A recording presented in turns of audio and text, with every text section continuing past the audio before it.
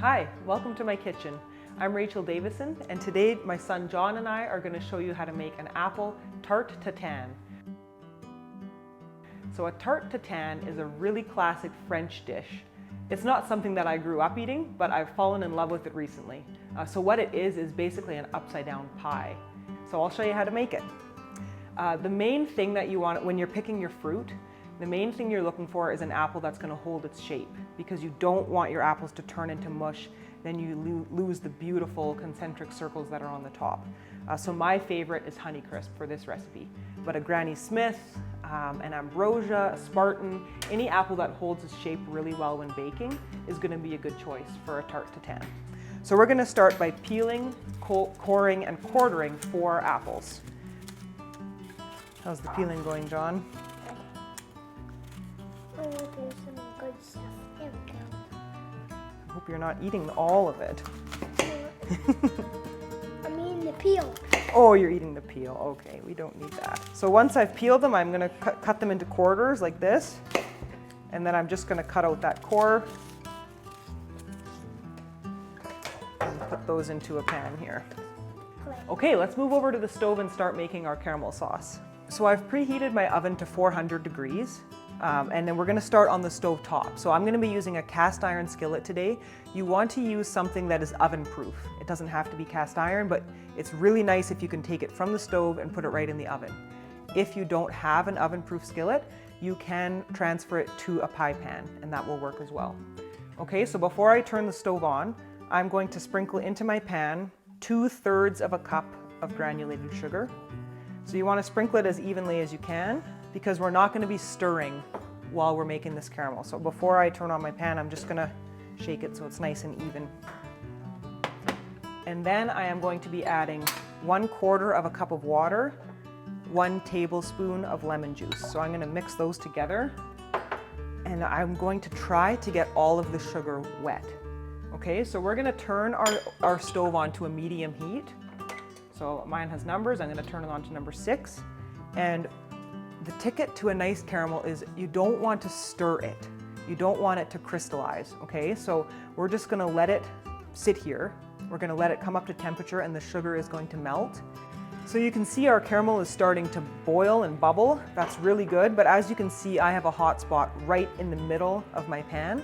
So what I'm gonna do, instead of stirring it, is I'm just gonna pick this up and I'm gonna slowly swirl it around like this. And that's gonna move the sugar and the liquid, and it's going to make it brown evenly. And what we're looking for is for it to come to a nice golden brown color. You don't want it to become a dark brown, then it is going to be burnt and it's going to taste bitter. You're just looking for a nice golden color. So while our caramel is cooking, we're just going to get our pie dough ready for the top of our Tarte Tatin. So what I'm going to be using today is Davison Farmhouse pie dough. This is the dough that we make by hand at the farm. This is the dough that we use for our pies at the farm. It is flaky, it is delicious, and that's what we're going to be using today. So when you buy this bag, it comes in 4 pieces. We just need to use 1 for this recipe. I'm just going to start by working it into a little bit of a circle, and then I'm just going to sprinkle just a little bit of flour on my board here, and we're going to start rolling. Okay, John, do you want to start? That's good. But we do not want to forget about our caramel. Never walk away while you've got caramel on the stove. So let's go back over to the stove just for a minute. Let's just stop rolling for a minute and take a look at how our caramel is doing. So now you can see that the whole pan is full of bubbles. That's really good. That's what we're looking for. But the bubbles are still white. They're not brown at all yet. And that's good. So we just need to let it cook a little bit longer. You can see that it's still a bit cool around this edge. So I'm going to give it another little swirl here, and we're just going to let that keep going. Let's go back to our dough and finish rolling that out. Oh, you're doing good. So we don't want it to be too thin, because this is actually going to be the bottom of our tart once we're done, and we want it to hold up. So I think that's actually about right. Let's go back to the stove and check on our caramel. So we can see now the bubbles are changing. They're getting a little bit bigger, and there actually is starting to be a little bit of a golden caramel color in here. Wonderful. So we're getting very close. We're probably a minute off. Sometimes when you swirl like this, you see there's actually more golden in there than you thought. So that's good. So that's probably going to be maybe 1 more minute. All told, it should be boiling for about 5 minutes. Yeah, that's what we're looking for. So a nice golden color. You don't want it to be too much darker than that. So what I'm going to do now is I'm going to be adding 1/4 of a cup of butter. Make sure it's real butter. And once I add the butter, you'll see it's going to foam up really quickly. Okay, don't walk away. You're going to want to stay here and swirl it around. And I'm also going to be adding 3/4 of a teaspoon of cinnamon. So at this point, all we're trying to do is melt the butter and fully incorporate the cinnamon. Okay, so I'm happy with that caramel. So we're going to pour in our apples. And you're going to see when we add the apples that your caramel is going to kind of seize up a little bit. See, as I turn the apples, it's kind of in chunks. And you might think that you've gone too far and you've overcooked your caramel, but that's not true.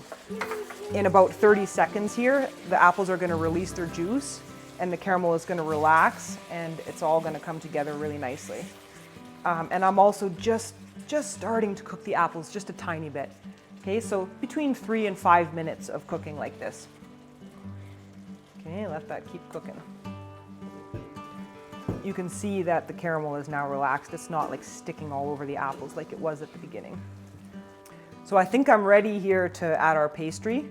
Our apples, they're just starting to soften a tiny bit. I don't want them to just go to mush in the pan.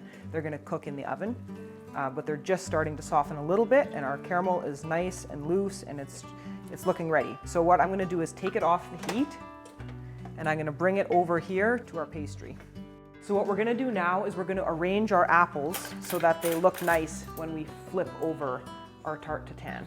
I want the cut side to be up so that the nice rounded side, this side, is going to be up after we flip it over. So our next step here is to put our pastry on top.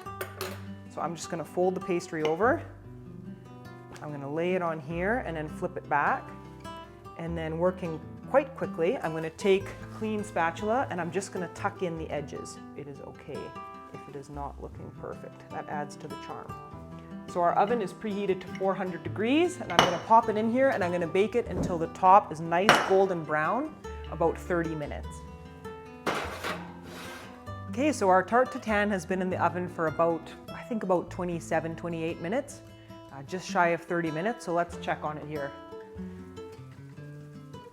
Stay back, John, okay? Okay. Yes, that is exactly what we're looking for. Golden brown crust, it's bubbling up around the edge a little bit. This is perfect. So instead of inverting it immediately, I'm just gonna let it sit here for about 10 minutes before we invert it onto our stand here, onto our dish. Okay, the moment of truth has come for our Tarte Tatin. We're gonna flip it over and see what we've got on the other side. So you're gonna wanna wear oven mitts and you're gonna just put your serving platter right on top and then you're just gonna quickly flip it over and pop it off. Beauty. Isn't that something? Okay, I see that we do have a little caramel spill here. We're gonna put a plate under there. So that was me rushing it a little bit. I maybe should have waited for 5 more minutes. But that is okay. We're still gonna have lots in our pie here. So that is how you make an apple Tarte Tatin. If you found this video helpful or enjoyable, hit that like button and subscribe for more videos.